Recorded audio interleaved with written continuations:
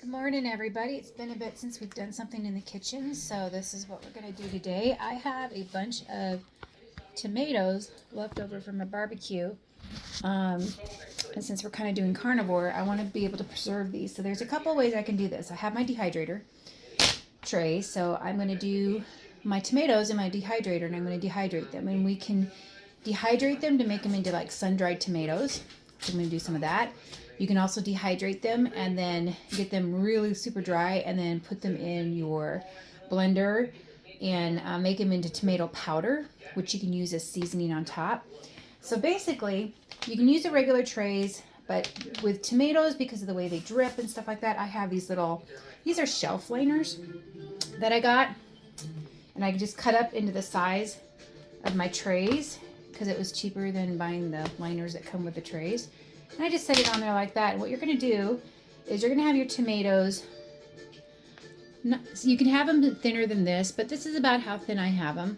And I have that Pampered Chef, not a sales thing or anything at all, quick mandolin or slicer thing so I don't slice my fingers off. Works really good. And so I have it set on whole, which is the full circle, so it doesn't dice it. And I have it on the number 3 for this. I could probably go number 2, but I think I'm going to stick with number 3. And I'm just going to lay them out on the tray. You know, have a little bit of space in between them so that they have room to dry. And then if I'm doing sun-dried tomatoes, which a couple trays will be that, probably about half the trays, which so 5 of them, I'm going to sprinkle, the top of it with Italian seasoning or whatever seasoning you want your tomatoes to be. And so, because when they're done drying, what you're going to do, you can either preserve them dry that way, or you put them in a little bit of olive oil and you can save them that way. So my tray is full. Okay, so let me go get my Italian seasoning. And you're just going to take your Italian seasoning and you're just going to sprinkle it. And this is another reason to have the mat, I guess. You know, something to catch it so it doesn't fall through. And as liberal or unliberal as you want. I just kind of like put it on there. And this is what they look like.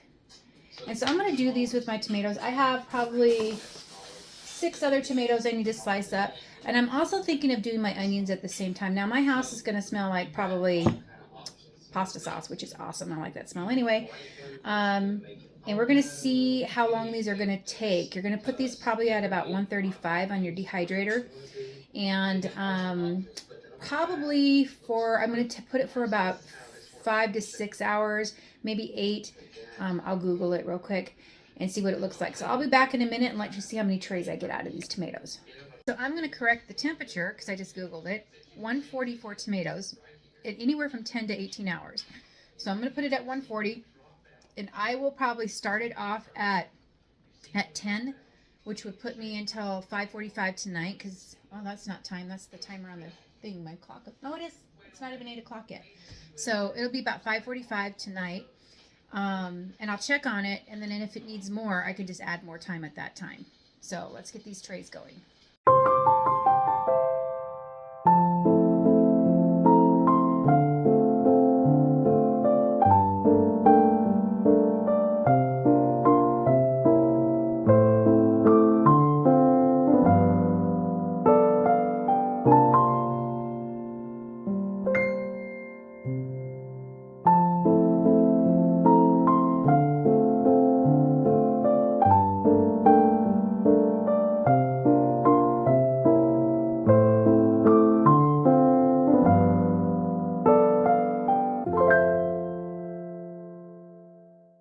So I received one, 2, 3. I have four trays of the tomatoes laid out, and I have 1 onion. I thought I had more than 1 onion, but I don't.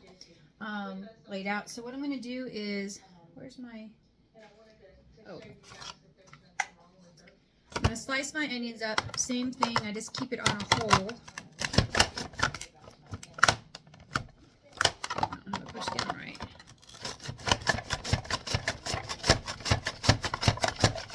And they're just like onion scraps. And I'm just going to lay these out on the tray. I'm probably going to get just 1 tray of onions, so hang on. Okay, so onions are sliced. I'm just going to dump them on the tray. This was 1 onion, so probably about 1 onion per tray, depending on the size of your onion. And these I'm just going to spread out. And I'm going to do the same thing. I'm going to let them dry up really good. I could probably almost do 2 trays with this because this seems pretty full. So let's get ourselves another tray, another mat.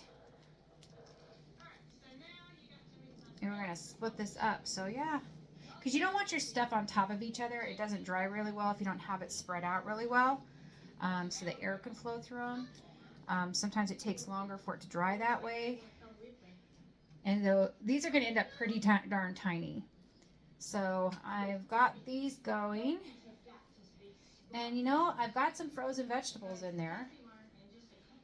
And I want to dry some of those. I just don't want to not use trays that I have available to multitask and do something.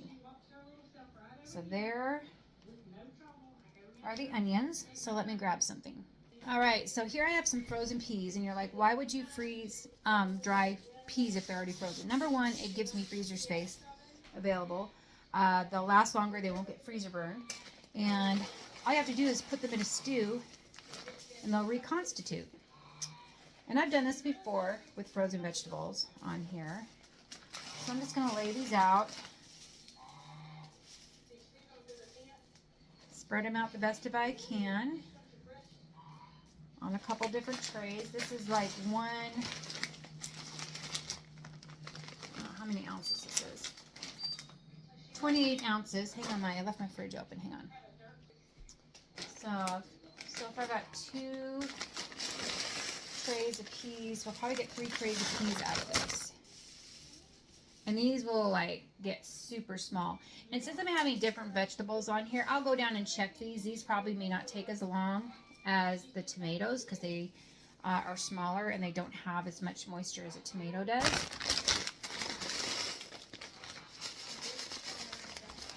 So I'll check these out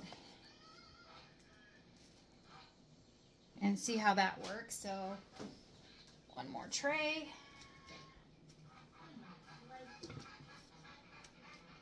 And we'll put the rest of the peas.